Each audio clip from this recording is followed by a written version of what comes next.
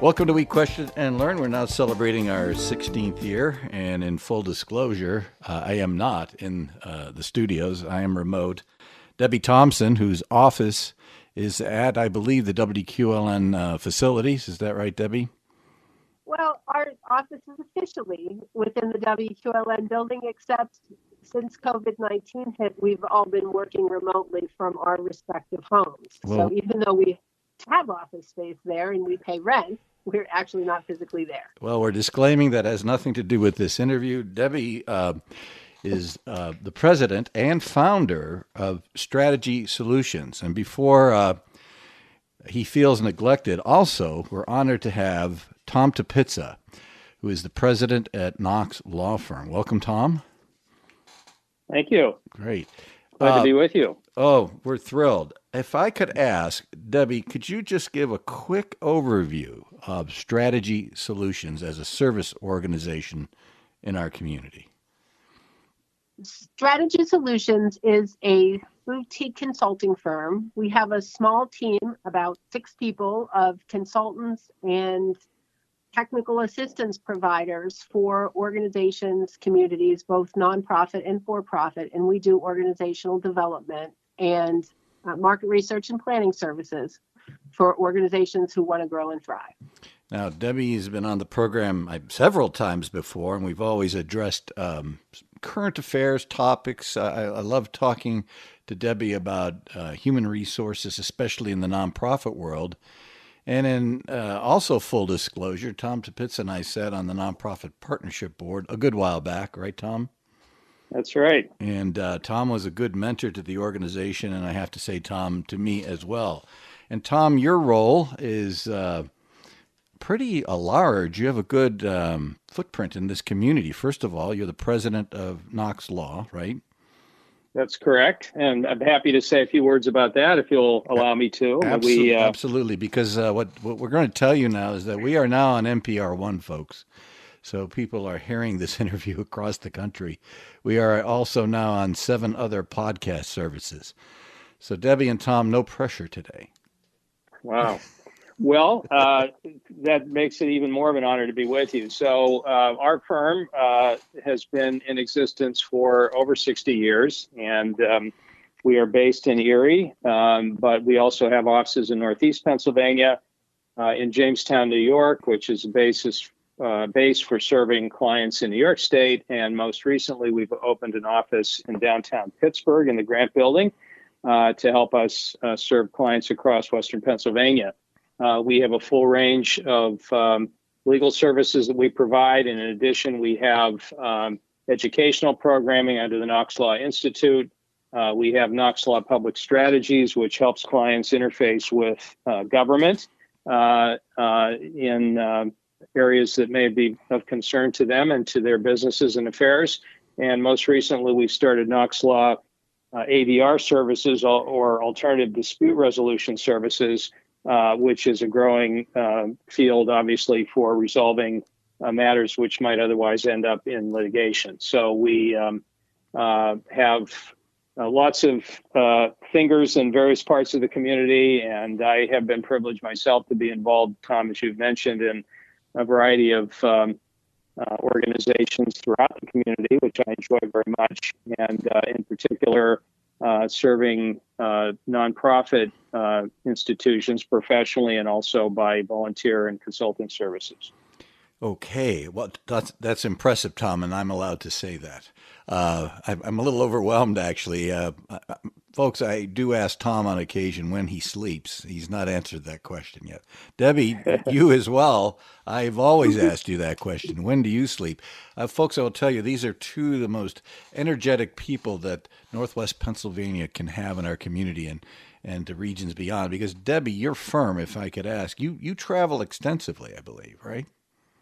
And we traveled a lot more before the COVID crisis, but we actually have a footprint that extends across the entire country. We have an office in Pittsburgh, Pennsylvania, and our home office in Erie, but we have consultants in other parts of the country, and we work with clients all over the country, including a couple of clients in Alaska, outside of the lower 48. So well, you have not been traveling lately, I believe, right? No, we haven't been. No. We've, much of our work is an activity, not a location. So we're able to support our clients virtually, which we have done quite well through the COVID crisis.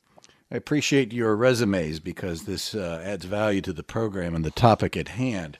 Well, let's talk about something contemporary. That is the effect of COVID, the COVID-19 virus on the nonprofit community, not only in Northwest Pennsylvania and all the areas you folks touch, but all over the world. Now, Deb, can I start with you? What are your thoughts about this? How has this stressed your clients, and how has this stressed you? Well, so I want to put a little bit of context on what I'm about to say, because myself and two of my colleagues at Strategy Solutions are consultants, trainers, and peer reviewers for both the national and the Pennsylvania Standards for Excellence, which is an ethics and accountability code for the nonprofit sector. So we have the opportunity to interface and network with consultants across the state of Pennsylvania through PANO, which is the Pennsylvania Association of Nonprofit Organizations. We also have the opportunity to network with the National Standards Consultant Organization, which is run by Maryland nonprofits but includes consultants from all over the country. And so we are able to sort of bring both a statewide and national perspective to this question. And the way I would describe the impact right now for the nonprofit community, it's either the best of times or it's the worst of times. And for some nonprofits, it's a little of both. And for the organizations that have been able to be in a position to respond to the crisis and really help people by leveraging their assets and doing more, raising more money, having more traction, like the food banks, for example, and the food pantries across the country. They've been really stretched, but what they found is there's new and better and more collaborative partnerships that are trying to address the severe community need that's been created because of COVID. So that's been positive in a number of ways. On the flip side of that, for many other nonprofits, they've had to shut down because their constituency has been quarantined. So early care and education centers and those community services that might support schools or after school programs, they've been completely shut down and to some degree devastated. So some nonprofits are not able to provide their programming at all, and in some cases couldn't even make the shift to a virtual type of program. So that's been really difficult for not only all of the nonprofit organizations, but the people who work for them. So there's been lots of furloughs, layoffs, difficulty with people transitioning to, a virtual space. So for some organizations, they're doing a little of both because they're figuring out how to provide social distancing guidelines and keep people safe, like long-term care organizations, nursing homes. Okay, they've kept running, but they've had to really put significant investment into figuring out how to keep people healthy. So it's the best of times, it's the worst of times. And Tom, we're not going to ask you for legal advice or ask you a question about the liability of a different organization to its constituents, its patients, or whatever the case may be. But from the overall, say, 50,000 point view of a law firm, what are your thoughts about how this COVID-19 has affected the community and the areas you serve? Well, it's interesting. I guess I, too, have to start with my own backyard at the firm. It's been very interesting for us. Obviously, we needed to essentially shut down our offices on fairly short notice. And although we had the ability to access to get client files and do other things of that nature, it was an interesting exercise for us to do something that, frankly, we probably should have been doing more of all along, and that is learning how to work remotely. So that's something that I think we've done extraordinarily well with. And we personally were fortunate not to need to furlough or lay anyone off, and we're able to operate throughout, and I think continue to serve our clients. But as Debbie has said, it really does depend on the industry that you're in as to how you've responded to this. We certainly had clients who were essential industries from the beginning that we're continuing to operate in whole or in part, and we worked with many of others to make sure that they could get waivers if that was appropriate.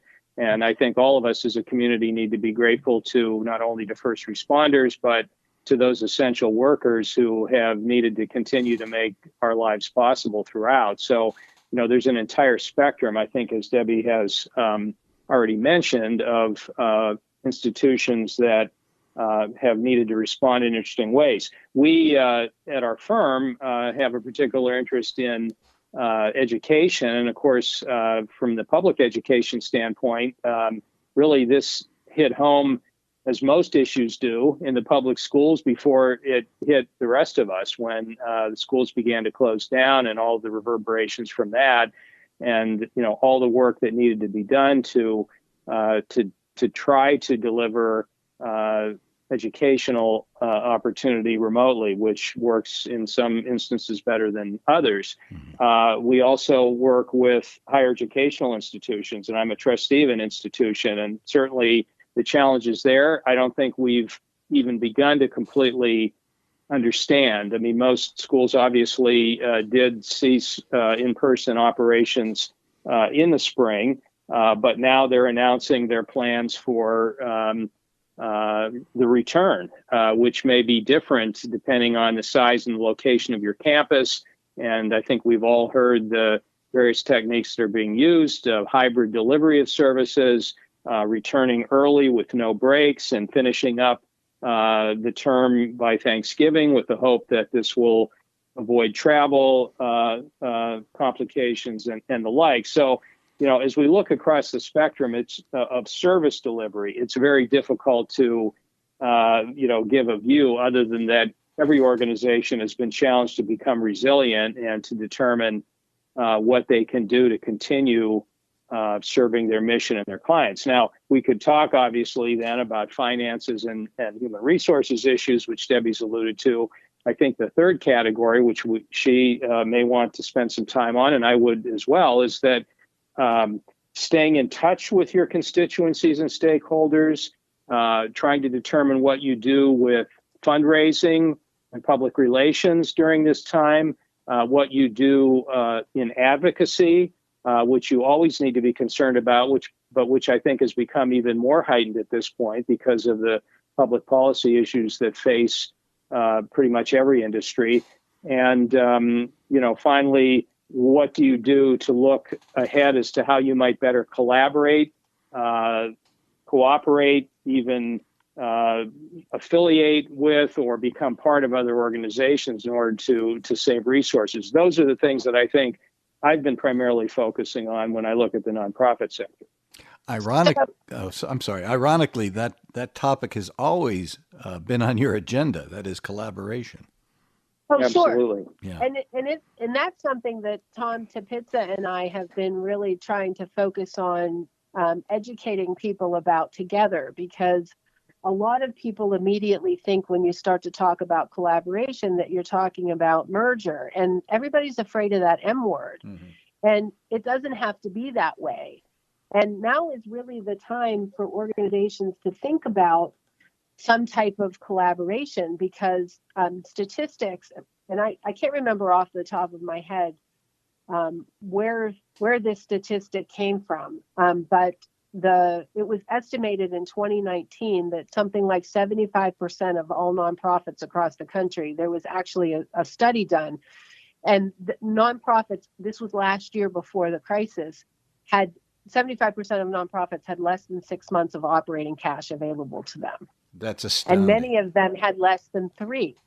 So we're looking, Tom talked about the importance of finance and human resources. I mean, many of our nonprofit organizations were on the brink all the time. We're like on the brink of, even being able to stay open and be sustainable. Mm-hmm. What does that mean with an impact of a crisis like this? So how that's going to shake out and how many nonprofits are really challenged with sustainability, we have yet to determine. But what we're encouraging people to think about before that reality hit you in the face to think about opportunities for collaboration and continuing mission, because that's what fiduciary responsibility is all about. And correct me if I'm wrong, you and Tom have talked often about this. You meet, you speak about it, you offer advice to nonprofits in regards to the topic, right? Oh, yeah. And we do training programs about it as well. Wonderful. Tom, as we move forward, and I know you can't give legal advice, and let's just say, let's look at the month ahead. What are your thoughts? What is this going to lead to, in your opinion? Well, there are all sorts of issues that are out there. I mean, certainly we, are hearing at the national level that there's much discussion from industries across the board about liability protection. And of course, the fear that services will not be able to be delivered unless there can be some level of assurance that there won't be lawsuits arising out of those who will become infected. And, it's an interesting question, and we certainly understand all the dimensions of that discussion. I will just point out that ever being able to come up with guidelines that are clear enough, I'm not sure that's possible in life. Businesses understandably will say, well, we need to know exactly. And let me go back to the education industry. Some schools will say, well, we need to know exactly what it is that we need to do. Well, there's no governmental body that's going to be in a position to tailor one-size-fits-all solutions for the variety of environments in which organizations operate. So, whether or not some level of liability protection emerges at the federal level or at some other level, I think we have to, first of all, be prepared to deal with uncertainty. And that's life, but it's going to come home in this context. So that's one thing that I think, we need to expect and to remember. There will be organizations that will want people to sign waivers, for example, to participate in programming, and you'll have all sorts of discussion and pushback about that and concern about it. There's also the consideration that, at least in the conversations that I've heard so far, and this again is statements from political leaders, that if some sort of liability protection is to be crafted, it would obviously need to be tailored to the business seeking protection, being able to show that they had followed all these applicable guidelines, which I've just said a moment ago are going to be very hard to draft and to know whether they're being followed. And frankly, there's a lot of pushback, as you know, already against some of the guidelines that are in place, and sometimes they're conflicting guidelines. So from a lawyer's standpoint, I mean, this is a bonanza of questions.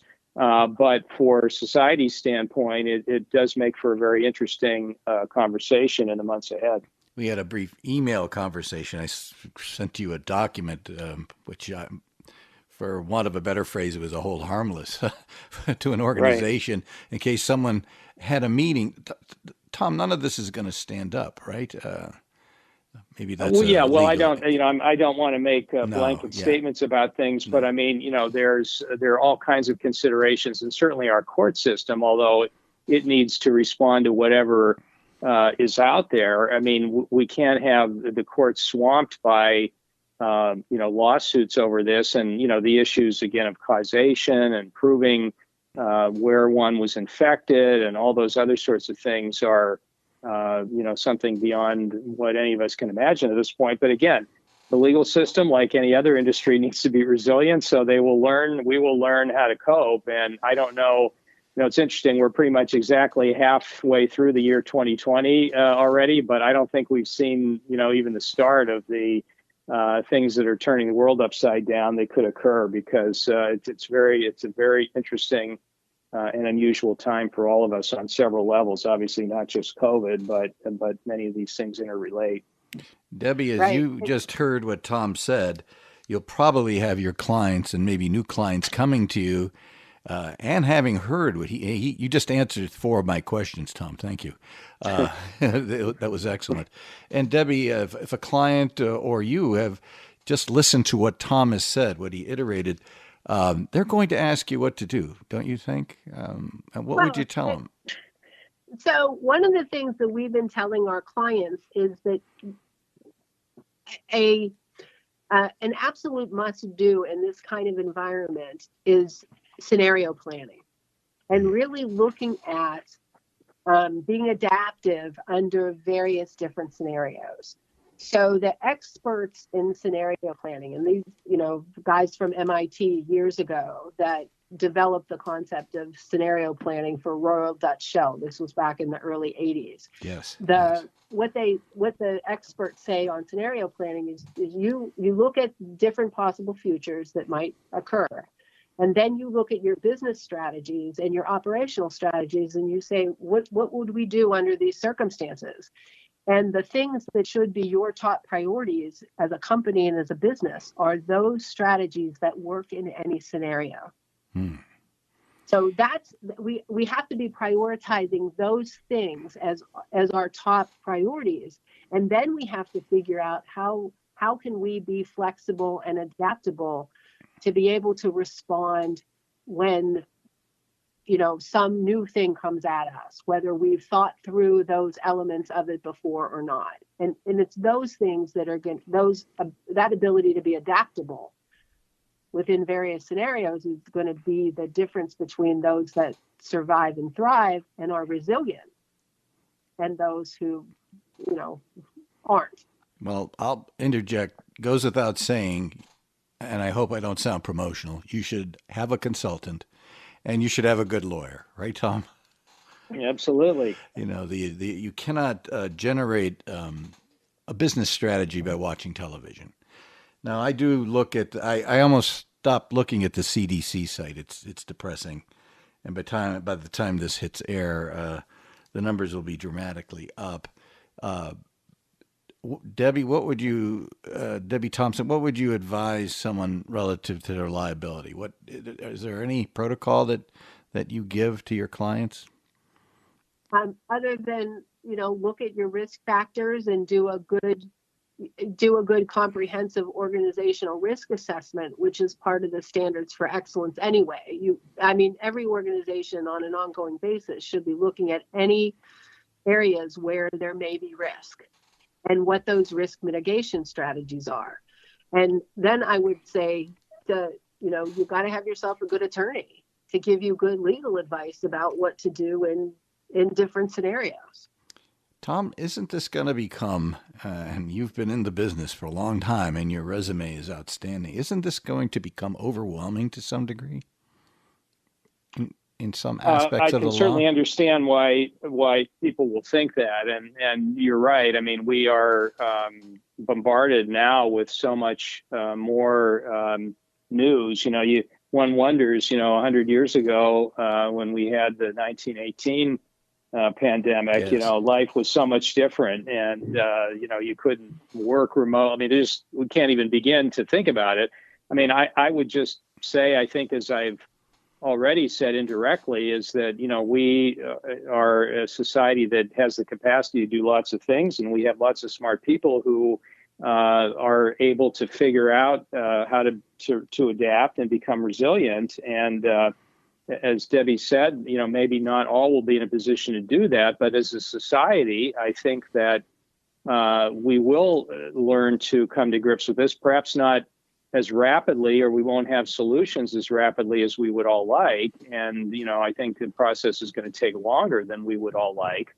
But I have no doubt that, at some point we will, we will get to, I've always said I'm not going to use the phrase new normal, but we're going to learn how to adapt in many ways. But, again, that does not make it an easy path. And I return to our theme of, more heads together around the table, working together more efficiently and more effectively is the key. And so if in the old days, collaboration and, the whole spectrum from cooperation and sharing some back office things to all the way to merger, if those conversations in the old days only came up when an executive director was preparing to retire, or there was some financial crisis for some other reason in a particular organization, which frankly is not the best time to be entering into the discussions, but it may then be a necessity.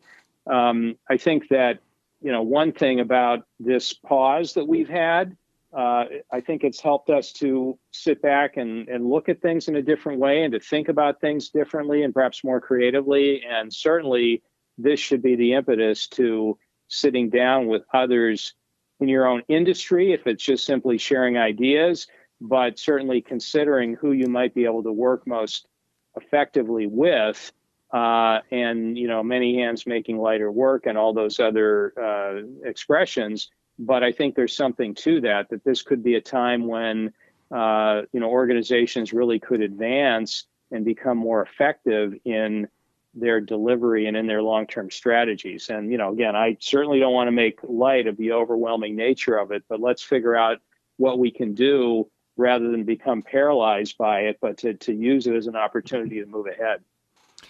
And I think that's a really good point, Tom. And I would like to build on that by sort of adding one additional thought to it. And that is a quote from an economist that one of my former mentors, a gentleman named Ian Morrison, who was the CEO of an organization called Institute for the Future, he is the author of the book The Second Curve, and is a futurist and very well-known planner, strategist in the healthcare circles. His boss, Bob Amara, he quoted Bob in his book by saying, "We have a tendency to overestimate the impact of phenomena in the short run and underestimate the impact of phenomena in the long run."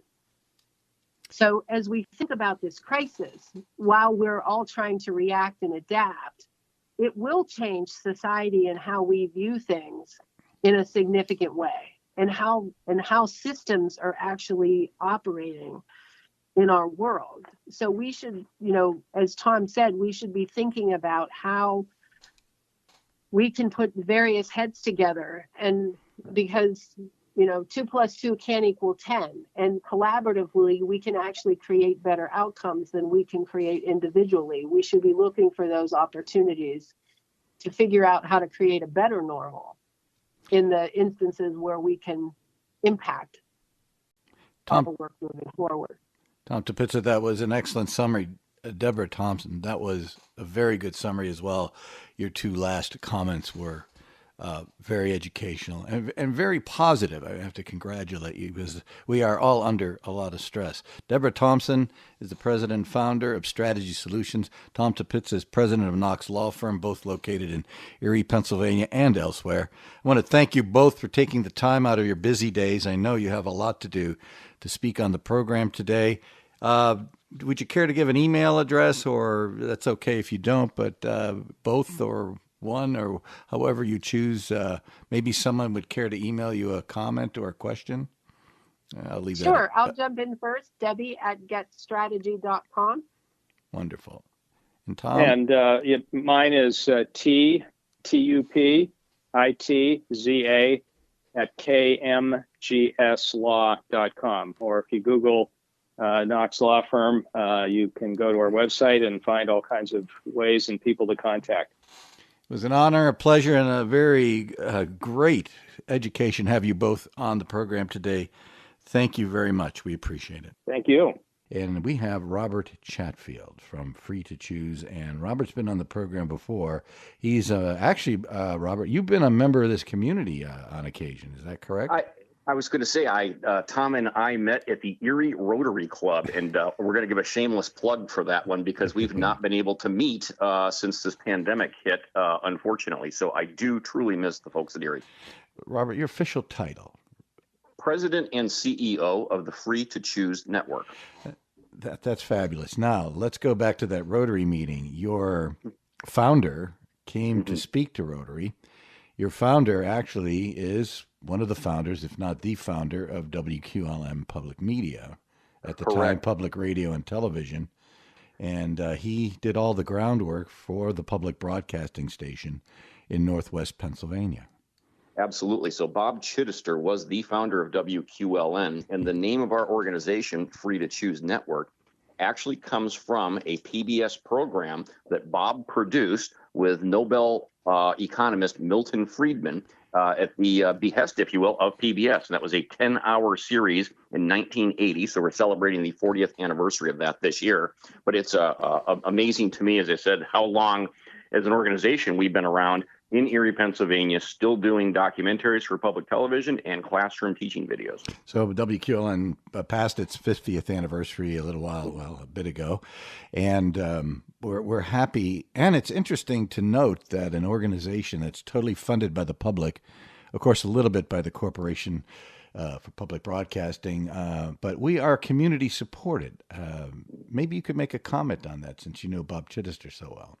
I was going to say, I'm actually, even though I do not live full-time in Erie, I have been a supporter of WQLN myself. Okay. So I have always found it's a very important thing to support your local community in terms of public broadcasting. Okay, that's going to turn into a disclaimer. In no way does your donation affect the the opportunity to be on the radio here. We're talking with you today because Free to Choose has turned out to be a most fascinating, interesting, community-minded, but it's been a milestone everywhere, actually. It's turned into some fabulous PBS programs. And if you could maybe outline how it started and what programs have been produced. I was going to say, I'll start with the original program, Free to Choose, with Milton Friedman. 40 years ago, it was about the Soviet Union, and socialism was going to win, or communism was going to win, and an upstart Asian country was going to take over our economy. Of course, that upstart then was Japan. Mm-hmm. But the production of Free to Choose really did change the world. That was the spark that lit essentially the fire for a better appreciation of capitalism and the freedom of the individual to be able to choose. Those who can choose their own destiny tend to be happier, healthier, and wealthier than those who can't. And within 8 years, you saw the Soviet Union had declined and America was the world superpower. So since then, almost all of the programming that we have done for public television specifically really does emphasize that freedom of the individual, the right of the individual to be, a person who can choose their own destiny. Most recently, we just finished producing a 3-hour series for PBS that was aired on WQLN called A More or Less Perfect Union. And this was featured host Judge Douglas Ginsburg, and it was a 3-hour series on the U.S. Constitution. And the whole point of that was just to emphasize the concept that the American experiment is really an experiment in self-government. It goes right back to that power of the individual once again. From ground zero, how do you organize a production of a television program, let alone something that is of PBS quality? The concept usually starts with, as an independent producer, we do determine what do we want to produce. And again, as I said, our philosophy has always been that of personal freedom, political freedom, and economic freedom. It's going to be one of those three things that's going to be a hallmark of anything we produce, either for PBS or for isit.org. A classroom teaching unit. The next component literally is us going out and finding funding. There you go. Yeah. You cannot make the production without funding.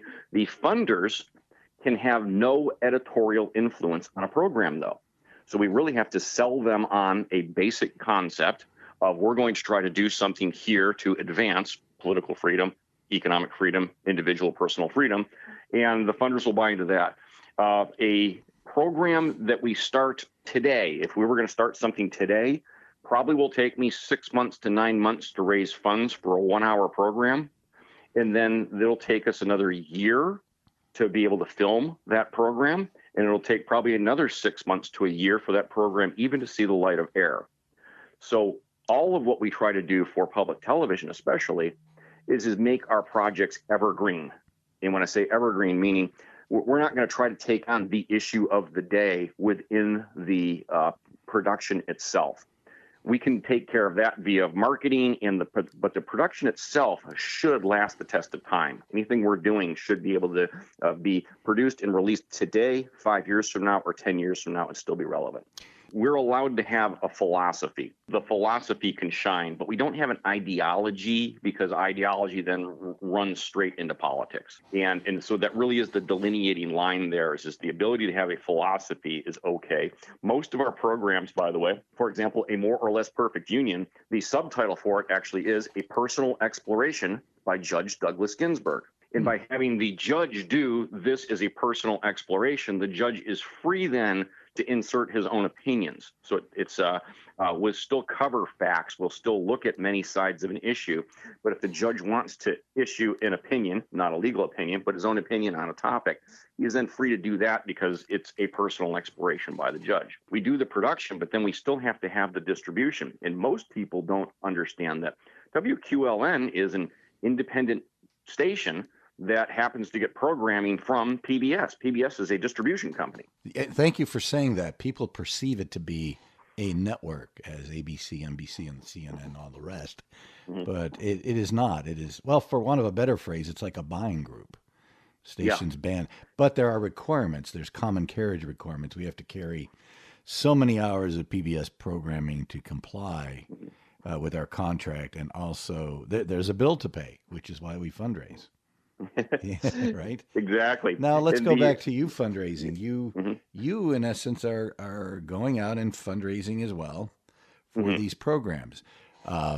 That's not easy in this day and age. It probably never was easy since the day you started or your great founders started. This is not an easy task, right? Right? No, it's you're correct there. We've always had, because of, again, our mission, if you will, that personal freedom, political freedom, economic freedom. Entrepreneurs have tended to support us and our projects. They tend to get that. It's the reason that they're in business for themselves. They wanted to start something. They wanted to create something. And I think that they have, in some ways, the most affiliation with us just from the concept of understanding what we're trying to do.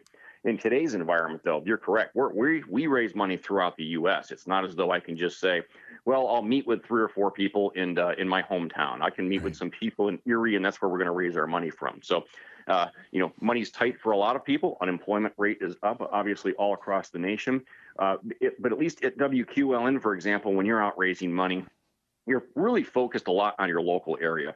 For us who raise money on a national basis, do we have the competition of people wanting local initiatives, again, especially with the COVID-19 virus out there, and people say, oh my gosh, the foundations have to support the local communities.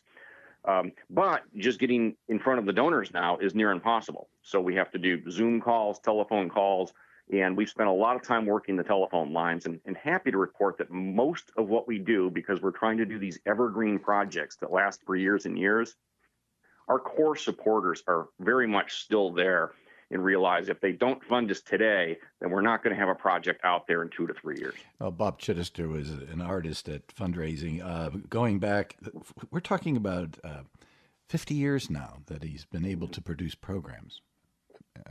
I'm correct in that number, I think.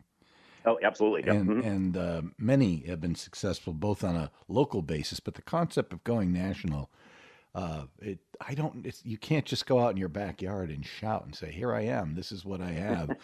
So that people understand what I'm getting to is that there are tons of competitors out in the real world producing programs that they feel should be on not only the local station, but on PBS. So PBS will get hundreds of applicants, if you will, with regards to asking them to distribute the program. And I should back up for 1 second here.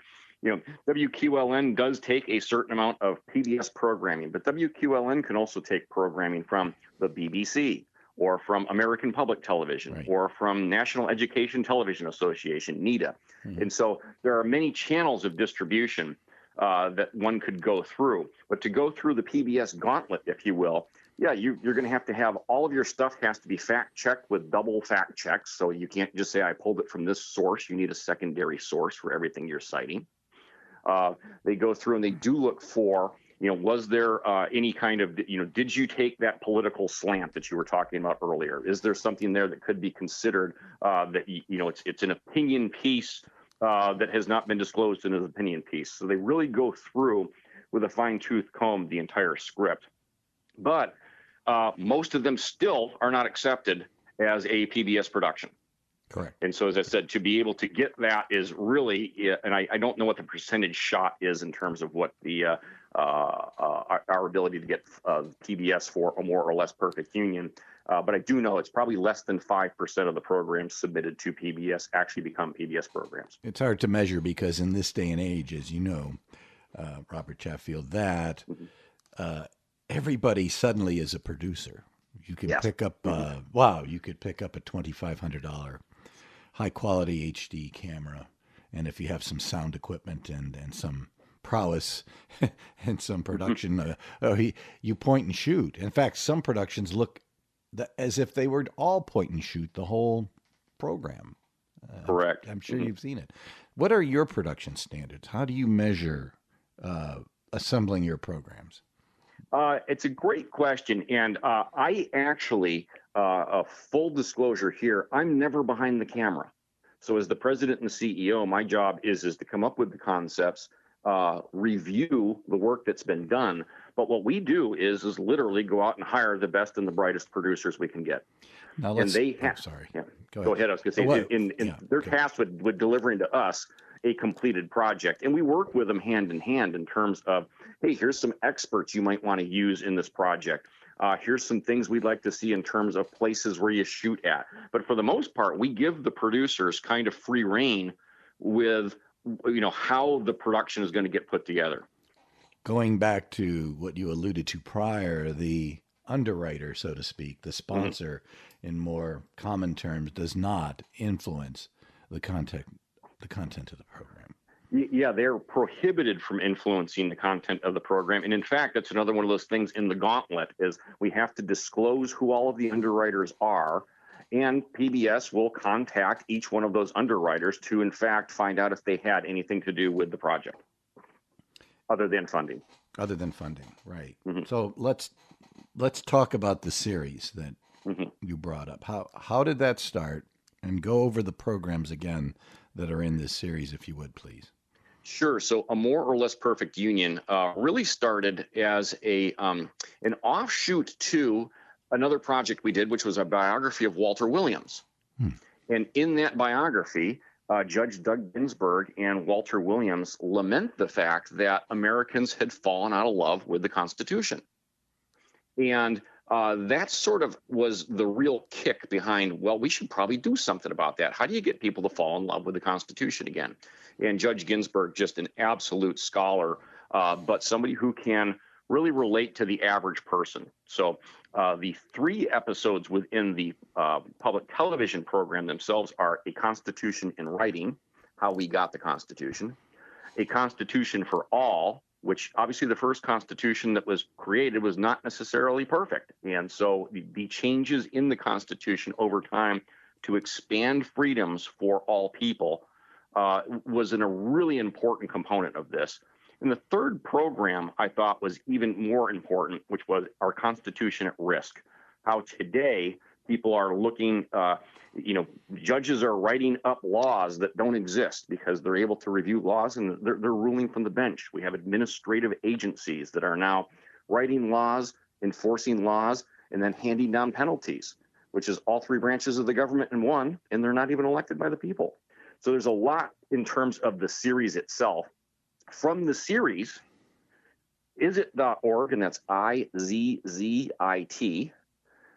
is the education production house for A More or Less Perfect Union. And IZZIT.org has then taken components from the television series to make classroom teaching lessons for teachers. And these are available at no cost to any teacher. Tom Pysz can be a teacher, by the way. So, you can be a parent, a grandparent, a student. All this stuff is available at no cost. And that's really part of the mission of what we're doing is not only these PBS programs, but making sure that you can then make the information available to teachers and students at no cost. So they get high quality PBS materials. And the 3 key ones that I love out of this program are the ones that deal with changes in civil rights. Marvelous. Just so folks know, PBS prefers programs that have a substantial educational component. All the children's programs have that. That's why they're so essential to schools. But in today's world at home, what about your productions relative to the pandemic? What has changed for you? Or, well, let me ask a more blunt question. Do you feel you're gaining more viewership since people have more time to watch? Well, it's a great question, too, because we struggle with that because you also have that divide of technology. Does everybody have an internet connection and a computer at home so that they can access the materials? So we're proud to report that PBS stations across America started something called at-home learning to address this. And so they put on educational programming that might not have made the afternoon programs, if you will, specifically for students that were at home. And A More or Less Perfect Union was actually one of the very first social studies programs that they picked.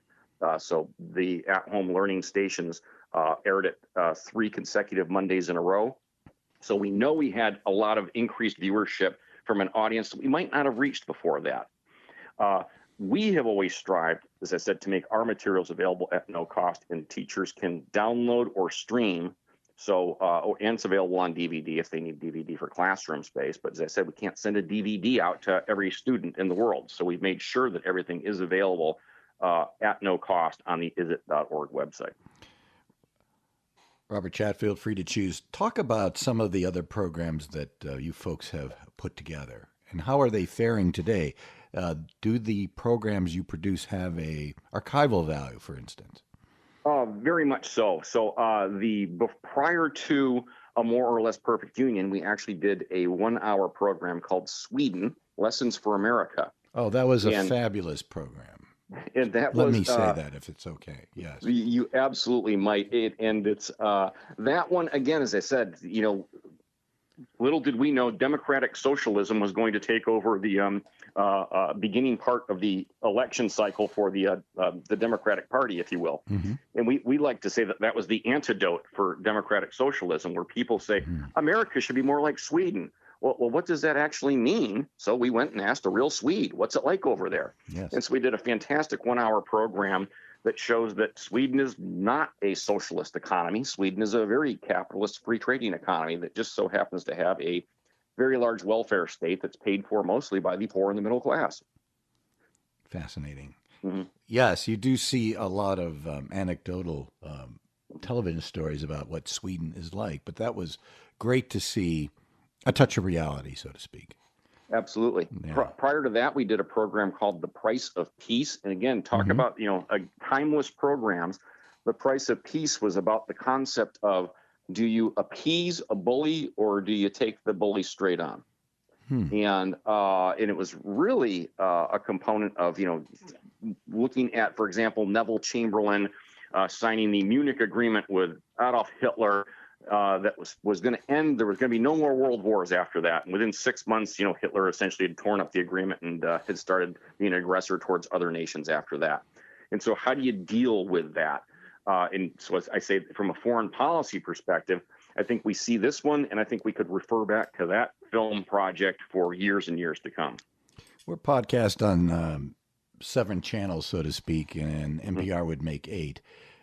So for a point of education, give us an outline of your organization. How big is it? Who runs it? How many folks are employees? How many folks work with you? How does this come about, the whole production concept? So Free to Choose Network is an independent nonprofit. So I run the company, but I do not live in Erie, Pennsylvania full time. The company is headquartered in Erie, Pennsylvania, though. And out of the Erie office, we have at this moment here, we have 24 employees, most of whom are based out of the Erie office. I have also PR staff, consultants, people that we use otherwise. The producers that we have are not employees. So as I said, we try to go out and hire the best and the brightest of talent and let them go at their own pace there. But I think I like to say we probably feed about 40 people. I was going to say a lot of programs are produced that way, even for PBS. The independent contractors go out, and these are highly skilled, highly talented folks who compete in the open production market. Can you imagine competing to be able to put a program on PBS? Of course you can imagine. Forgive me for asking you that. But the challenge of going hand to mouth doing productions is, I'm astounded, and I'm congratulating you how successful you folks have been in getting this many programs on the air. And a lot of it is not necessarily the PBS production part. As I said, when you think about what we do, the Free to Choose network, as I said, we're known for the PBS programs. Public television programming is a hallmark of what we do. But the most important thing, honestly, is the isit.org component with the classroom teaching videos. And that's what takes up a lot of the employee time also. There's a lot of back office stuff that goes along with having over 300,000 registered users who have signed up to receive material for classroom space. You're a 21st century educational institution. And as I said, with this concept of remote learning, we know that video is becoming more and more important because the teachers can assign the video. And you've sat in, I'm sure, on enough Zoom meetings lately to understand that you can get tired of Zoom meetings pretty quickly. So the ability to be able to assign a video, then assign a writing assignment, to be able to come up with discussion questions so that when you have the Zoom meeting for the class space, or if they're using Google Classroom or whatever their learning management system is that they're trying to do for remote learning, you can save that time for productive conversation and do the other stuff. They call it mostly a flipped classroom now, where the student really teaches themselves first, and then you go in for discussion points later. izzit.org. When did that start, actually?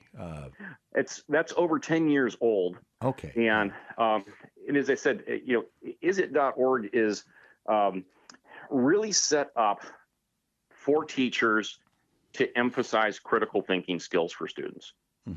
And again, most of what is programmed there, not all of izzit.org videos, by the way, are free to choose videos. Izzit.org also takes from great producers around the U.S.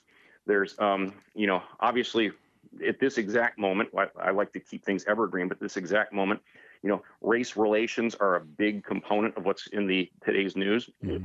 And we contracted with a producer who has a very interesting background in the fact that his grandfather was black and descendant of American slaves.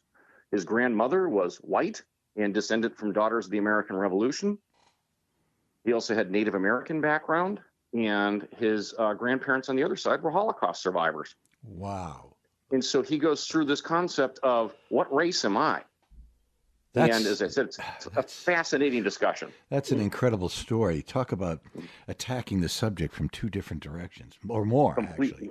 So, yeah, that's a person who, in his opinion, he says race is poison because his ancestors had to check the race box off during the Holocaust, and look what it got them.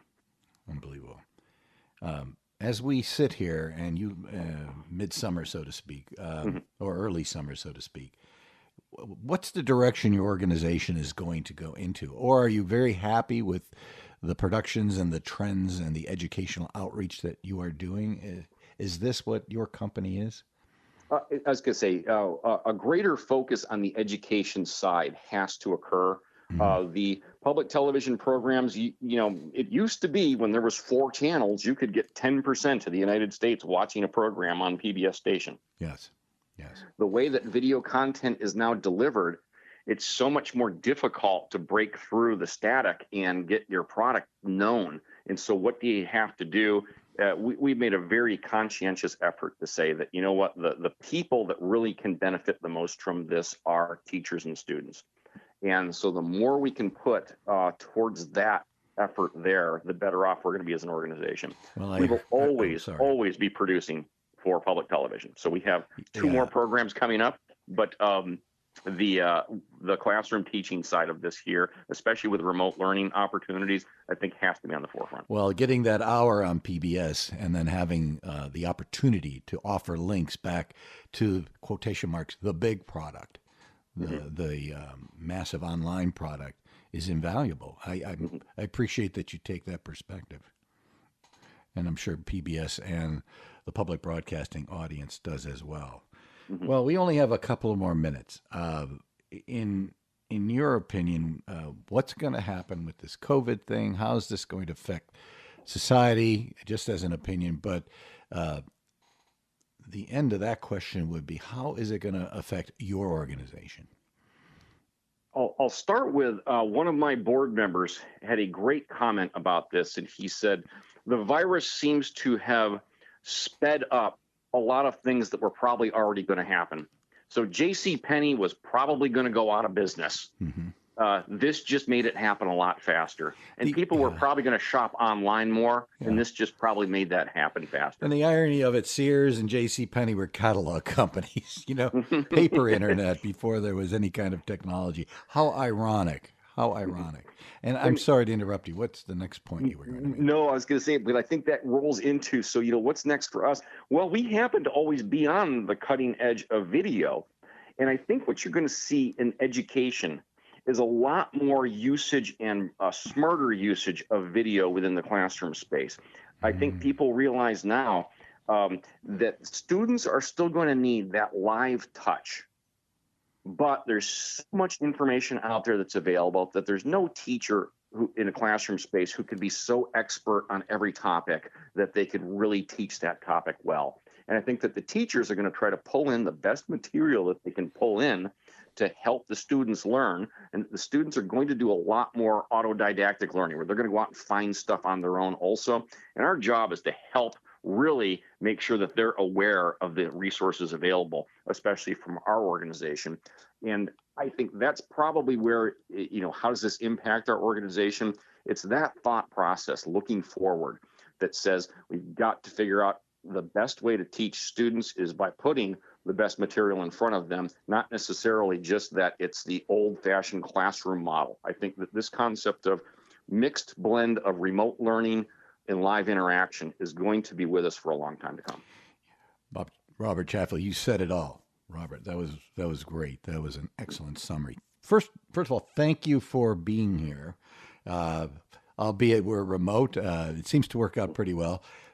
Secondly, how do folks get in touch with you on any of the topics you've mentioned today, or just to garner more information from you? The easiest way is go to freetochoosenetwork.org, and they can contact us through there. There's an About Us page and an info@email that somebody could send information to on any topic. Excellent. And thank you very much for visiting with us today. Tom, thanks so much for having me.